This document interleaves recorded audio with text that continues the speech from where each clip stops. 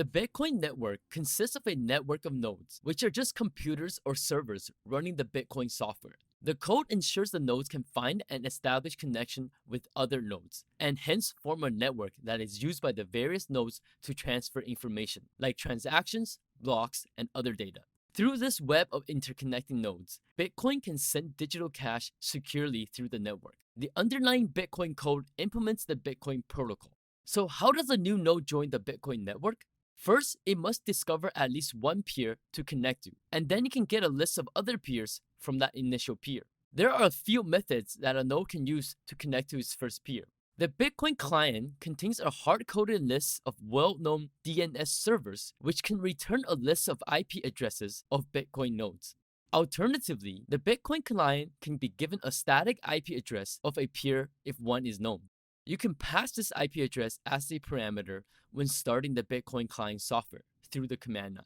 It's important to note that Bitcoin's network topology is not geographically defined, so the physical location of the nodes in relation to one another is irrelevant. This means a node can find and connect to any other node regardless of where it is in the world. Once a node has the IP address of a peer, it then goes through an initial handshake to establish a connection with a remote node. First, the local node will send a version message to the peer, which contains some basic information about itself. This will always be the first message sent by any peer to another peer. The remote peer receiving the message will examine if the sender's version is compatible with its own version. If it is, it will acknowledge the version message and establish a connection by sending a version acknowledgement message, which consists only of a message header with the command string VERACK. Once a node establishes connection with one or more peers, it will exchange some information with these peers. For example, nodes can exchange IP addresses of their connected peers, so each node can maintain a list of peers that it can use to re-establish connection in the future, since nodes can leave and join the network at any time. A node can ask its peers what the length of their local copy of the blockchain is. It can then determine if its own copy of the blockchain is missing any blocks, and if so, can ask its peers to send the missing blocks. Of course, it can also send blocks to other nodes who do not have as much data as itself. Let's take a closer look at the various nodes in the network. Although all the nodes participate in the network, they have different roles depending on the functionalities they want to support. There are 4 major functions: routing, storage, mining, and wallet services. The Bitcoin Core Client implementation in C++ has all 4 of these functionalities. Routing is the bare minimum functionality a node must support in order to participate in the Bitcoin network.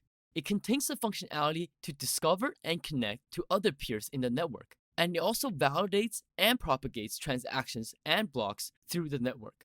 It serves the purpose of keeping the network connection alive and passing information through the network. A node is called a full blockchain node if it stores a local copy of the entire blockchain database. A full node can autonomously and authoritatively verify any transactions without any external references. With a full node, you get complete independence and freedom from central authority at the cost of hardware storage space. A mining node serves the special purpose of creating a new block to add to the blockchain. Mining nodes run special mining software in order to solve a cryptographic puzzle to win mining rewards. These serve the purpose of adding new transactions into the blockchain. Note that a mining node doesn't necessarily have to have a local copy of the entire blockchain. In that case, these nodes can connect to the Bitcoin extended network to join mining pools. They depend on a pool server to maintain a full node and communicate necessary information to them. Some nodes can also have a wallet service without a full copy of the blockchain, and they're called Simplified Payment Verification, or SPV nodes. They are good for devices with space and power constraints, such as mobile phones. The trade-off is relying on other trustworthy full nodes to provide the necessary information and hence less secure compared to full node if the proper measures are not taken to ensure their security. If you want to learn more, I just launched a new Bitcoin 101 course over at blockgeeks.com. We start simple with how Bitcoin works, and before you know it, we're teaching you how to build your own Bitcoin wallet. Be sure to head over there and check it out, and thanks for watching.